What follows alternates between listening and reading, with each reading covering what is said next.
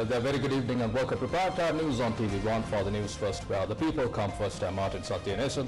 And I'm Peruni Karuna Ratna. Here are tonight's top stories.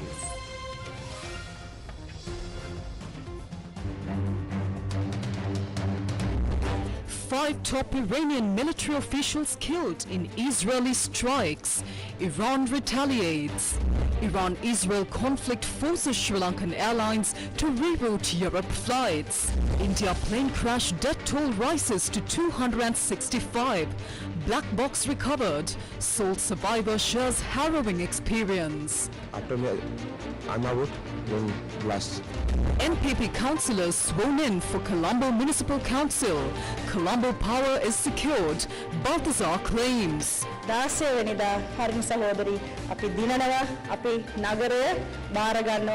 Sri Lanka puts up strong fight against South Korea in Rugby World Cup qualifier.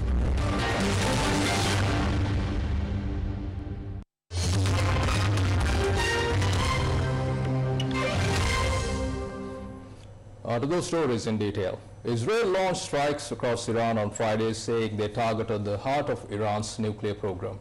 The strikes killed Hossein Salami, chief of Iran's Islamic Revolutionary Guards, a powerful branch of the country's armed forces, other senior military figures and nuclear scientists. State media reported that civilians, including children, were also among those killed.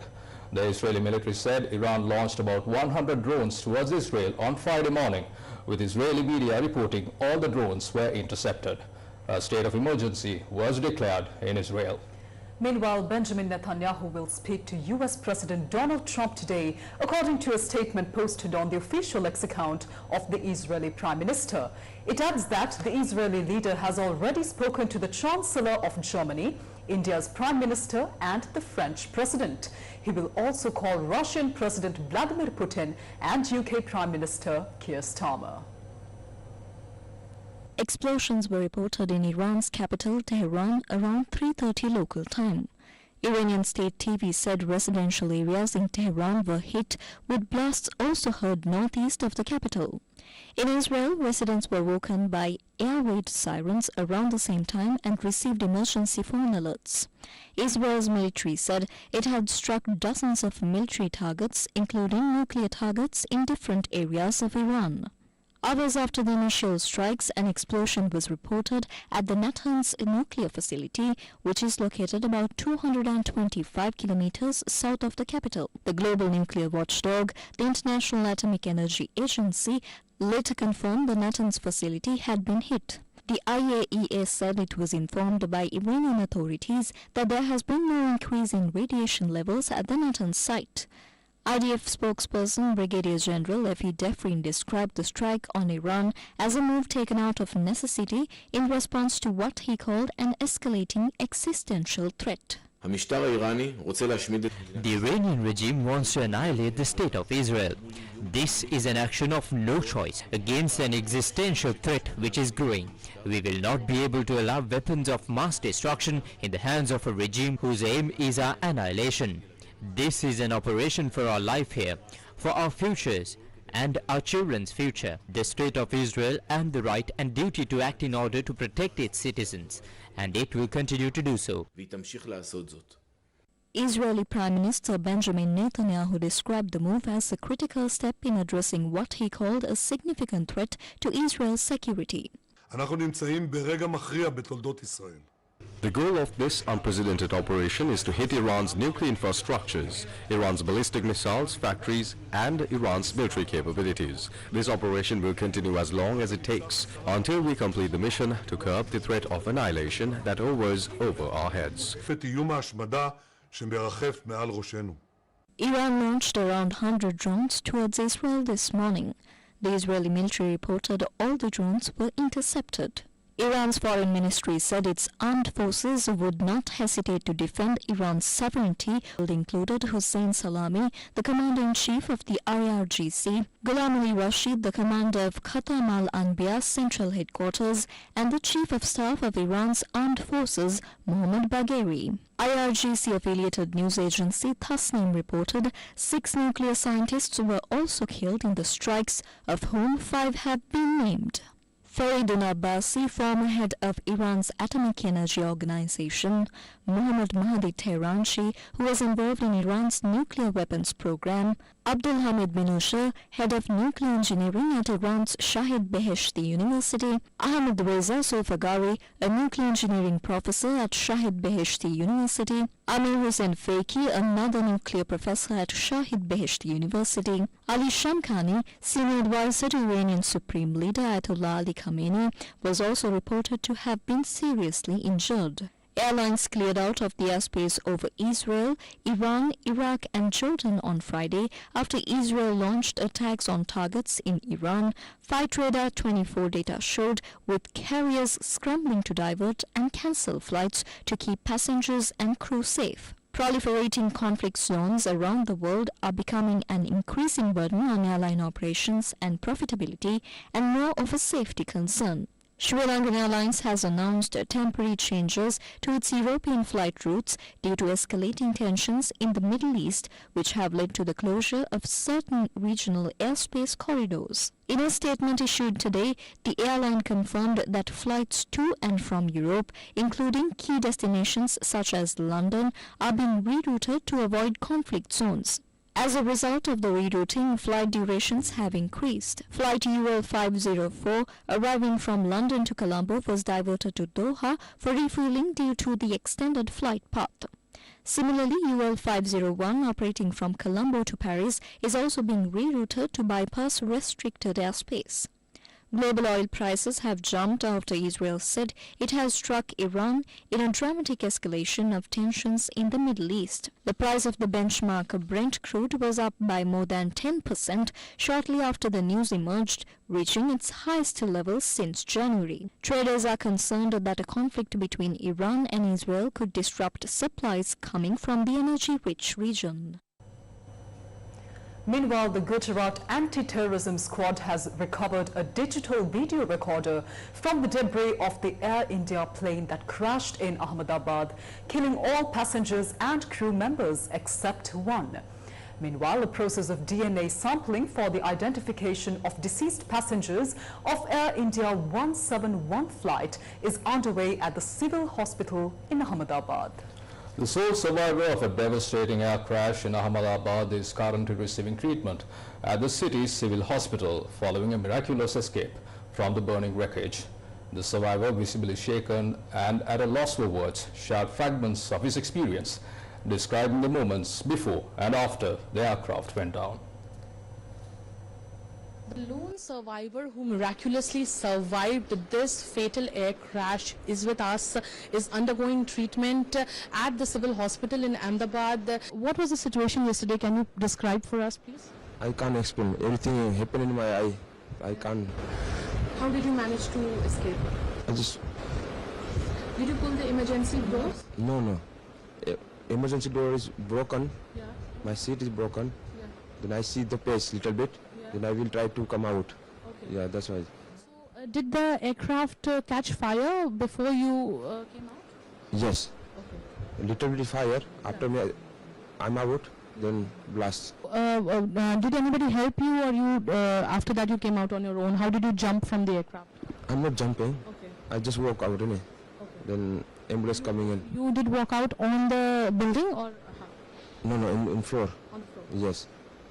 Inside the aeroplane. What did Prime Minister tell you? What was the conversation? He's just asking me everything is okay. That's it. Where are your family? Where's your family? Are the people? Everybody is in London. Me and my brother staying in India last 8-9 months. And yesterday I was going to back to London. It happened everything there. How do you feel that you've survived this kind of? I can't explain. It's miracle everything. An Air India Boeing 787-8 Dreamliner carrying 242 people crashed immediately after takeoff from Ahmedabad airport last afternoon in one of the worst ever aviation tragedies in India. There were 232 passengers and 10 crew on the flight, which was headed to London. One person, the passenger of seat number 11A, survived the crash. The passengers comprised 169 Indian nationals, 53 British nationals, 7 Portuguese nationals and 1 Canadian national. The survivor is a British national of Indian origin. The plane slammed into a hostel of doctors of a medical college, killing 5 students. The Union government is considering grounding the Boeing Dreamliner 7878 fleet a day after one of the aircraft supplied to Air India crashed seconds after taking off from Ahmedabad airport. The fleet will likely be grounded for a safety review of the American wide-body airliner, adding that talks between India and US agencies are underway in this regard.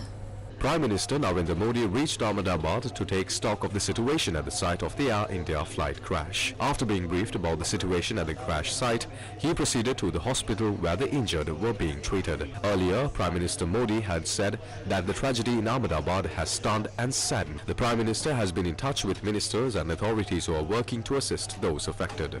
Air India's Managing Director and Chief Executive Officer Campbell Wilson issued a statement following the tragedy.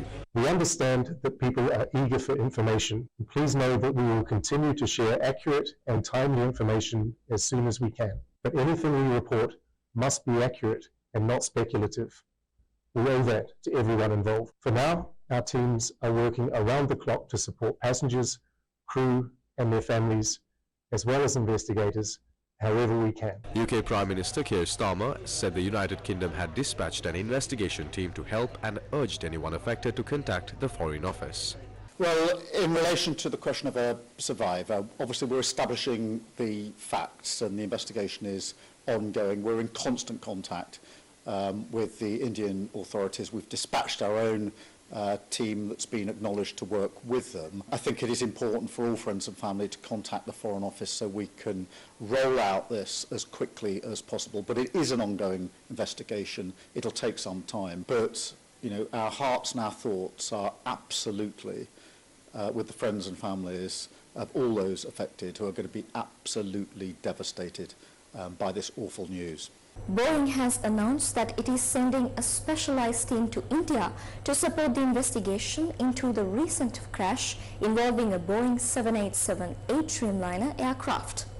The move comes amid growing scrutiny following the incident, which occurred just weeks before the company was set to mark 1 billion passenger journeys on the Dreamliner platform. The aircraft involved in the crash was a Boeing 7878 Dreamliner, a model that first entered commercial service in 2011. To date, 1,148 Dreamliners have been delivered and are in operation globally. Boeing expressed their deep regret over the tragedy and emphasized its commitment to supporting both the U.S. National Transportation Safety Board and India's Aircraft Accident Investigation Bureau throughout the inquiry.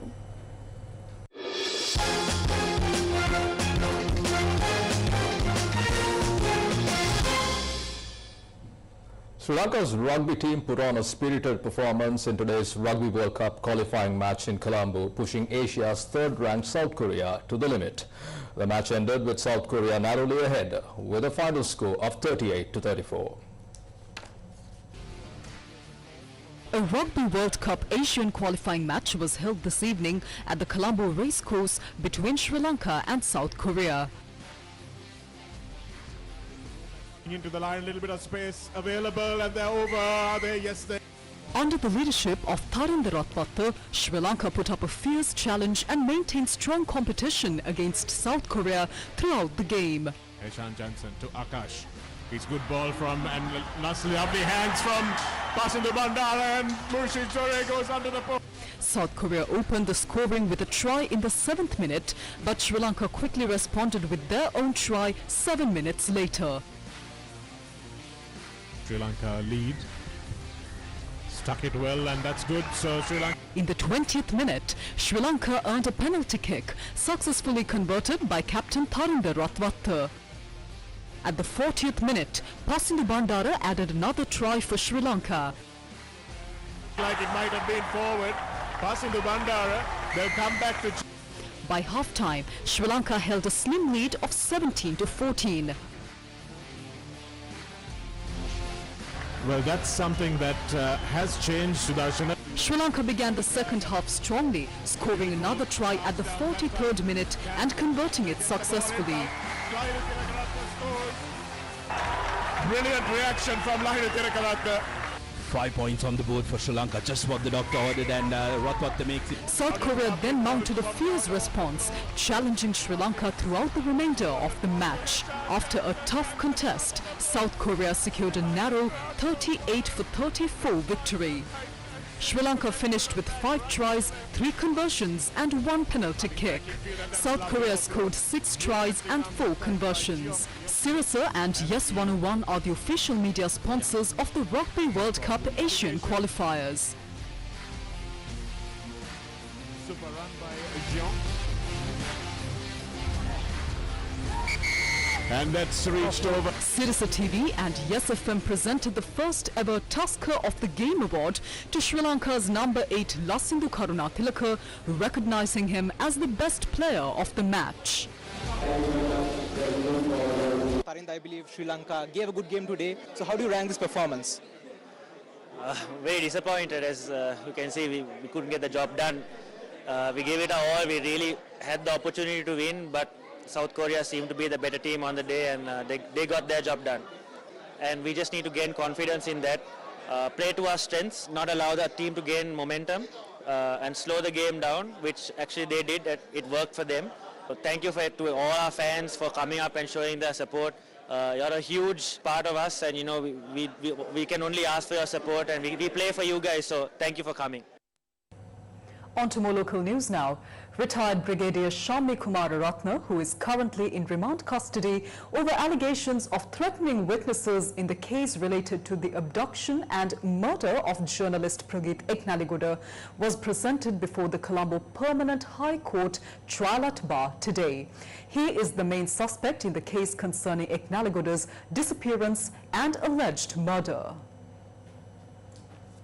The Attorney General has filed this case against 9 individuals, including retired Brigadier Shammi Kumararatne, who was the commanding officer at the Giritale Army camp at the time, along with several military intelligence officers. The case is being heard before the Colombo Permanent High Court trial at bar, comprising Justices Dr. Namal Balalle, Mahesh Veeraman and Sujeeva Nissanka. Senior State Counsel Udara Karunatilaka informed the court that the first accused, Brigadier Shammi Kumararatne, is currently in remand custody. He explained that the suspect was arrested and remanded following an investigation by the Police Division for Protection of Victims and Witnesses. It was revealed that the first accused had allegedly threatened the fourth witness, Sumatipala Suresh Kumar alias Murali, on 19 separate occasions. The Senior State Counsel emphasized that since civilian witnesses are expected to testify in the future, releasing the accused on bail could lead to further intimidation. Therefore, he requested the court to cancel the bail previously granted to Brigadier Shammi Kumararatne and to remand him in custody. When the court inquired whether the investigation was complete, Karunatilaka stated that while most of the investigation is complete, some inquiries are still ongoing. The judges noted that a decision on the bail request cannot be made until the investigation is fully concluded. Since the accused is already in remand custody over the witness intimidation charges, the court ordered that if bail is granted in connection with this case, he must first be produced before the court prior to release. Today, under the direction of Senior State Counsel Karunatilaka, testimony was given by Krishna Pillai Kalinesan, a former LTTE intelligence member who had been detained at the Giritale Army camp. The case is scheduled to be called up again on Monday at 1:30 p.m. Anuradhapura Prison Superintendent Mohan Karunaratne has been further remanded until the 23rd. The order was issued by Anuradhapura Chief Magistrate Nalaka Sanjeeva Jayasuriya following the third rejection of a request by the lawyers to release the suspect on any bail condition. Superintendent of the Anuradhapura prison, Mohan Karunaratne, was arrested recently in connection with the alleged submission of a letter bearing his signature to the Anuradhapura High Court, claiming that a presidential pardon had been granted to W.M. Atula Tilakaratne, a defendant in an ongoing case. The arrest was made by the Criminal Investigation Department, which informed the court that releasing the suspect on bail could interfere with the ongoing investigation. Appearing on behalf of the complainant, Additional Solicitor General Suharshi Herat stated that investigators are currently conducting a thorough examination of the documents related to the questionable pardon and that the matter is being treated with utmost seriousness. Former director of the National Lotteries Board, Thusita Hallolua, was further remanded today until the 20th of June. This was following his appearance before the Colombo Fort Magistrates Court. Hallolua was initially arrested on the 30th of May over allegations of criminal misuse involving a laptop computer and a mobile phone, collectively valued at over 478,000 rupees, which belonged to the National Lotteries Board. Thusita Hallolua served as director of the National Lotteries Board from 2017 to 2019. Ceremonial meetings were held today to establish control over several more local government bodies. Here are some key events reported from those meetings. Sanjeeva Karunasagara of the National People's Power was elected chairman of the Pandavasnura Pradeshiya Sabha. He secured 19 votes in a secret ballot, narrowly defeating Mano Kumara Edirisinghe of the Samangi Jana Balavegya, who received 18 votes. A secret ballot was also held for the deputy chairman position. Bandula Samara Vikrama, also from the NPP, was elected with 19 votes, while K.A. Nandasiri of the SJB received 18 votes. The vote took place with the participation of 37 out of 38 council members. Siranta Padmalal, a member elected through the Sarva Jana Balaya, was not allowed to enter the council as his name had not been gazetted.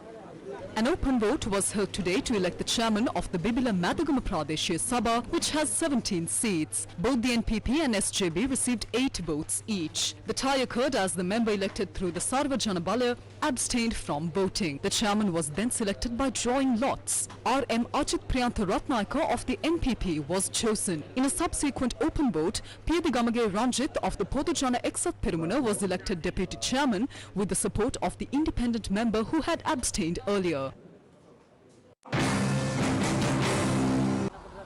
The NPP secured control of the Minipe Pradeshiya Sabha. In an open vote, Ranjan Bandara Gunaratna was elected chairman with 12 votes. Notably, an independent candidate aligned with the SJB coalition also supported the NPP. The members of the National People's Power elected to the Colombo Municipal Council took their oaths today at the party headquarters. Joining the occasion, Prime Minister Dr. Harini Amarasuri stated that the party has received the public mandate needed to establish control in Colombo. Colombo mayoral candidate of the National People's Power, Roy Kali Baltazar, along with the elected members of the Colombo Municipal Council, arrived at the party headquarters in Palavatta today to take their oaths. What matters most to us is the public mandate, the same mandate that brought us to national leadership, the presidency and representation in parliament. That same mandate is now present in the Colombo Municipal Council. So, with that public mandate, you are taking your oath today.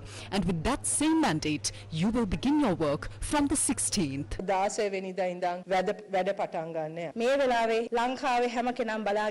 Right now, the entire country is watching watching to see what will happen in Colombo on the 16th.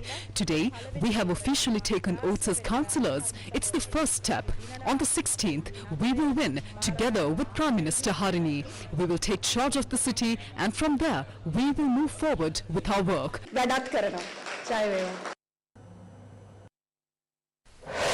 Newsfirst with the people. General Hamilton Vanasinghe, the former Secretary of Defence, General Officer commanding the Joint Operations Headquarters and the 11th Commander of the Sri Lanka Army, passed away at the age of 91. Born on August 18, 1933, he had a distinguished military career spanning over 40 years. Commissioned into the Ceylon Artillery, he rose through the ranks to become Lieutenant General and led the army during critical periods in Sri Lankan history. As commander from 1988, Vanasinghe was known for his leadership in maintaining troop morale, coordinating major operations such as Operation Balavega, and fostering professional relations with the Indian peacekeeping force. He was the first artillery officer and the first alumnus of Ananda College to command the Sri Lanka Army. Promoted to full general in 1991, he later served as Secretary Defence, playing a key role during the Poonarin rescue operation. General Vanasinghe leaves behind a legacy of dedication and service during some of Sri Lanka's most challenging times. A special mass was held this morning to mark the 191st annual feast of the St. Anthony's Shrine in Kochikade. The event was led by the Auxiliary Bishop of the Archdiocese of Colombo, Most Reverend Maxwell Silva. The Sirasa and Shakti Media Network is a media partner for the annual feast this year. The Grand Mass for the annual feast got underway this morning under the leadership of the administrator of the St. Anthony's Shrine, Reverend Father Jude Samantha. Hallelujah, hallelujah, hallelujah. Founded in 1806 as a modest shrine amidst the bustling city of Colombo, the St. Anthony's Shrine in Kochikade is dedicated to St. Anthony of Padua, whose statue was brought from Goa in 1822. On the 15th of August 1990, the St. Anthony's Shrine in Kochikade was officially established as a place of worship under the Colombo Archdiocese, continuing to radiate divine blessings and remaining a shining beacon in the vibrant heart of Colombo. Today, many of us find ourselves enslaved by the pursuit of money, power, fame and glory. These desires often consume us, but instead of being bound by them, let us choose to put God first in our lives, just as St. Anthony did. May that grace be granted to each of you today, tomorrow and always. I pray this in the name of the Father, the Son and the Holy Spirit. Amen.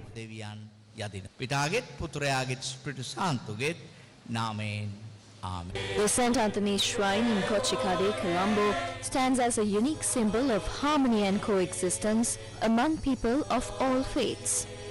This year, once again, a large crowd gathered to participate in the annual festival. This evening, a procession bearing the statue of St. Anthony made its way through the streets.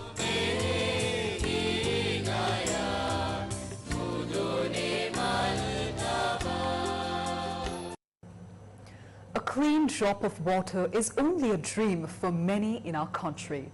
But today, that dream began to turn into reality for yet another village in Pesale, Mana, with Gammadda taking the lead.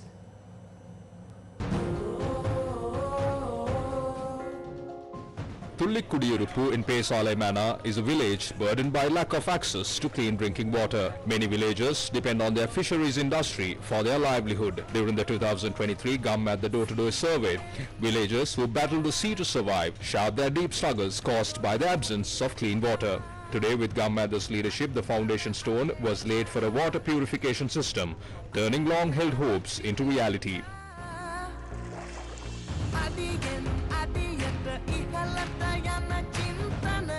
This project is sponsored in memory of the late Dr. Tyagaraja Nagendran, a former resident of Rossmith Place, Colombo, by retired chartered accountant P. Srivendra and his wife, now residing in Vallavatta. The event was attended by P. Srivendra, Newsfirst manager Jeffrey Javadarshan, acting OIC of Talemana Police Station, Sub-Inspector E.S. Sanat Kumara, Navy Lieutenant Commander M.D.N. Gunathilaka, Gammadda Secretary General Prasanna Athukorala, and members of the Gammadda team, along with Mara District Secretary K. Kanakeswaran and several other government officials. Claire Lopez from Brown University, USA, currently partnering with Gammadda on a residential training program, was also present.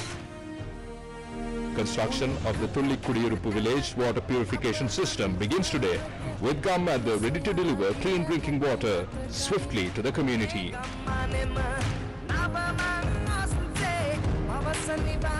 Simultaneously, the second phase of a nutritional supplement program for pregnant mothers, conducted by Gammadda and Google, was also carried out.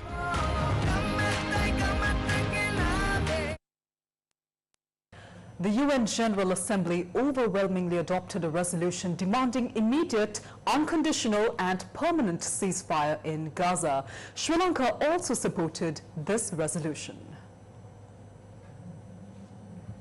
Sri Lanka joined 148 other nations in voting in favor of a United Nations General Assembly resolution demanding immediate, unconditional and lasting ceasefire in Gaza, as the humanitarian crisis in the region continues to escalate. The resolution was adopted during an emergency session held on Thursday at the UN headquarters in New York. It comes in the wake of the UN Security Council failure to pass a similar measure last week, which was blocked by a veto from the United States. In total, 149 countries supported the resolution, while 12 voted against and 19 abstained. The United States and Israel were among those opposing the measure, joined by countries including Argentina, Hungary and Paraguay. Notably, India, Georgia, Ecuador, Romania and Ethiopia abstained from the vote. A protest was held in Colombo opposite the US Embassy demanding an end to the Gaza war.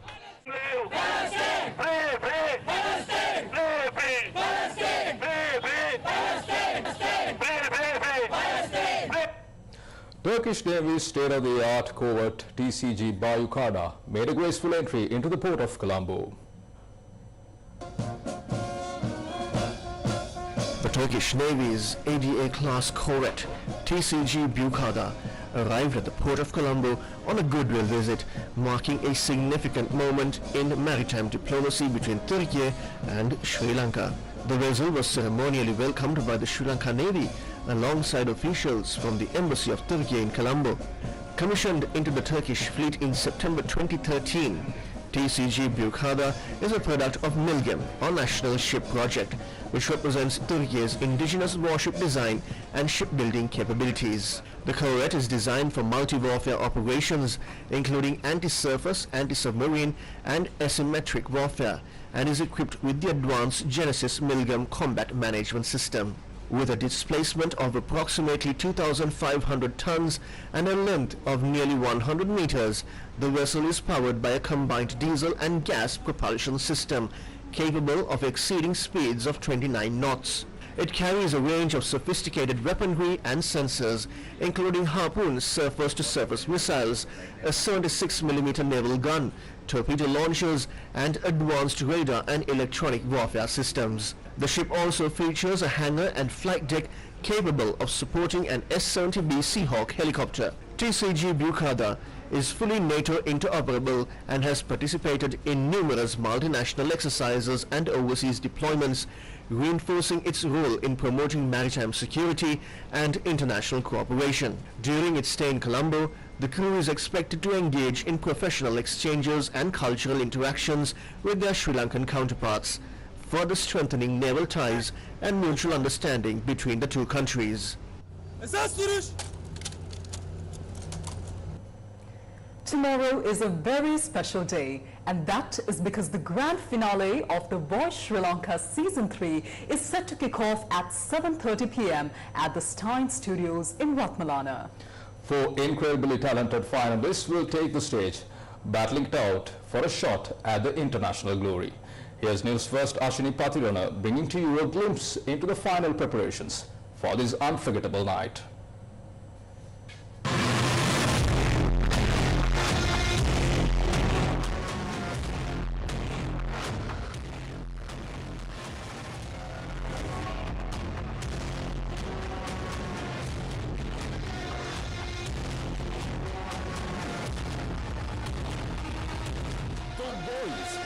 Lanka Grand Finale, the biggest show in Sri Lanka. 4 coaches, 4 finalists, all competing for just one dream. The Voice Sri Lanka Season 3 Grand Finale. Now, these 4 finalists will not be competing just for a crown, just for victory, but they will be competing to set a new and a fresh benchmark in the reality show business. And we are right here at the Stein Studios Ratmalana, where all of their dreams will come true on the 14th of June, that is this Saturday, from 7:30 p.m. onwards. So let's go and see how their preparations are for the big day.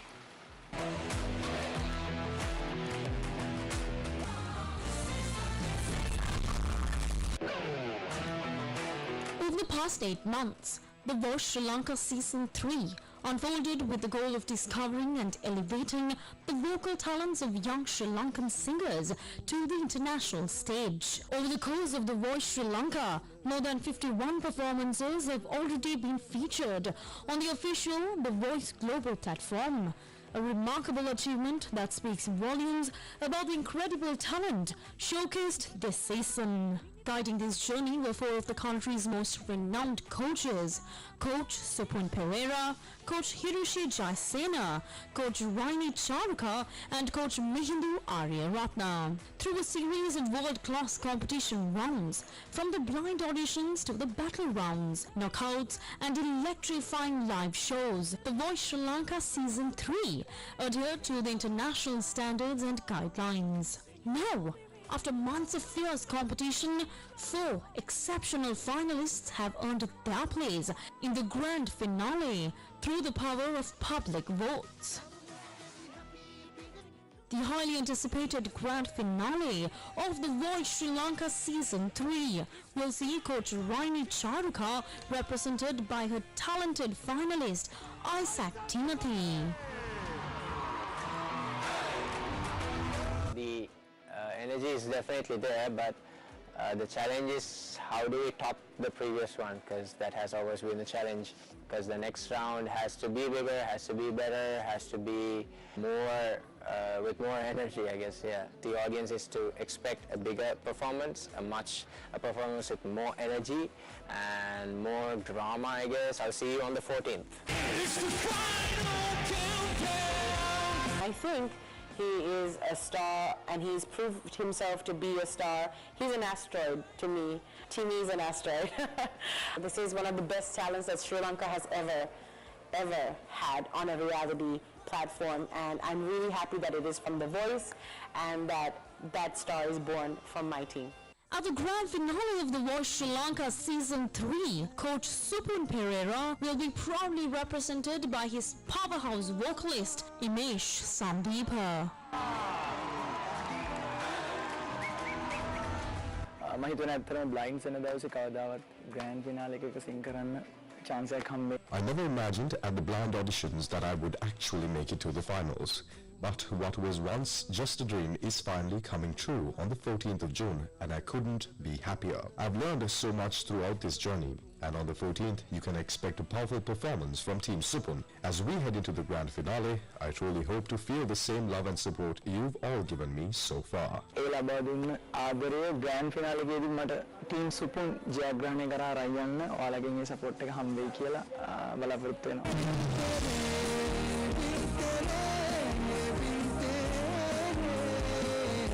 Imesh Sandeepa, he's going to be representing Team Supun. It's been a great ride so far, from blind auditions to the grand finale. Imesh has been one of my most consistent performers. He has given solid performances all throughout the season. He is the kind of voice that could captivate the hearts of a nation. Rasinda Mihisara will take the stage in the grand finale of the Voice Sri Lanka Season 3, proudly representing Coach Mihindu Aryaratna.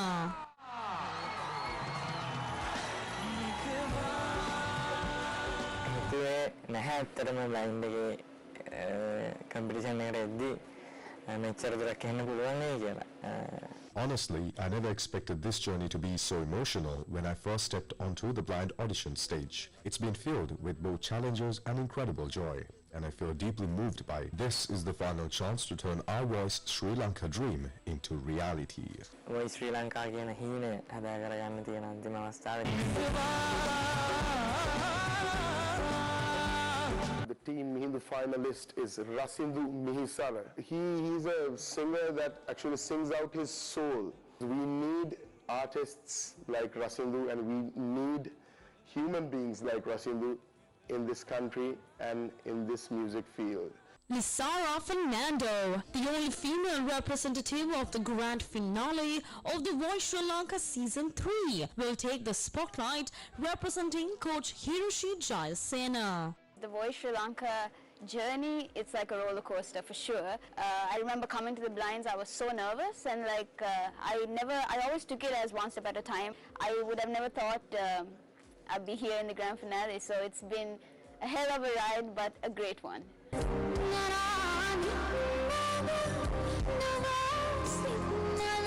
Remember the name Lisara. As far as The Voice Sri Lanka is concerned, she is the very first and only female finalist yet to happen for the platform. She has so much potential. I think she can also be a big inspiration for young girls who's dreaming of becoming a star. Starring Studios Ratnalana is once again ready to roll out the red carpet. This time for a spectacular international live show featuring next-level technology and innovations never before seen in Sri Lankan television history. මේක ශ්‍රී ලාංකිකයෝ හැටියට මම හිතන්නේ අපිට ආඩම්බර වෙන්න පුළුවන් කාරණයක්. As Sri Lankans, this is truly a moment to be proud of. The Voice Sri Lanka has introduced a new generation of world-class singers who are not only ready to perform on an international stage, but also capable of challenging global standards with their talent and skill. At a time when The Voice is being broadcast in powerhouse nations like the United States, the United Kingdom, Germany, Norway and France, our singers are stepping forward to compete on a level where their voices can stand tall among the world's best. And that's no easy feat. Behind this incredible journey is a powerhouse team, the technical crew and the production unit whose expertise had to meet international standards to make this possible. Without their world-class efforts, our artists would never have had the opportunity to shine on such a global platform. Now we're approaching a defining moment, the grand finale of Sri Lanka's biggest reality show. Four extraordinary singers are ready. The entire crew is ready. And Sri Lanka is ready to witness a historic night. ශ්‍රී ලංකාවේ විශාලතම reality වැඩසටහනේ අවසානය සනිටුහන්න. And just like that, this stage is on fire. And to see that fire igniting, tune into Sirasa TV on the 14th of June. That is this Saturday from 7:30 p.m. onwards. This is The Voice Sri Lanka Season 3 Grand Finale.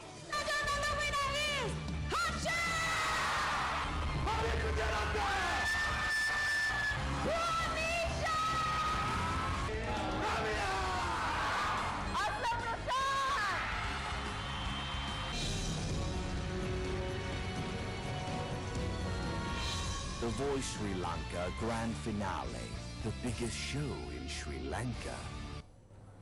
From that, we bring to a close this edition of Primetime News on TV1. Thank you for joining us. Good night.